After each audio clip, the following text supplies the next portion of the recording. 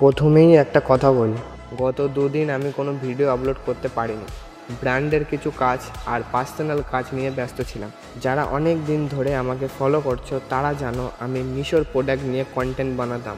আর সত্যি বলতে মিশোর জার্নি থেকে আমি অনেক কিছু শিখেছি, যেমন product research, content creation, customer mindset আর অনলাইন সেলিংয়ের বেসিক। তাই আমি মিশো কন্টেন্ট পুরোপুরি বন্ধ করছি না, আর মিশোর জার্নিও তোমাদের সাথে শেয়ার করব, কারণ এটা আমার গ্রোথ জার্নির একটা অংশ।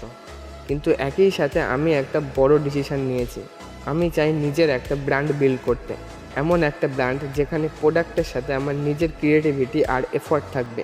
সেই কারণে এভার উইশ নিয়ে সিরিয়াসভাবে কাজ শুরু করেছি।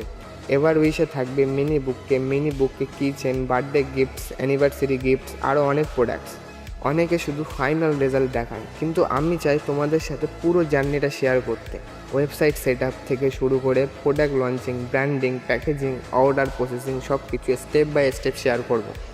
আমি জানি ব্র্যান্ড বিল্ড করতে সময় লাগে, হয়তো ওভারনাইট সাকসেস আসবে না, কিন্তু প্রতিদিন একটু একটু করে এগিয়ে যেতে চাই।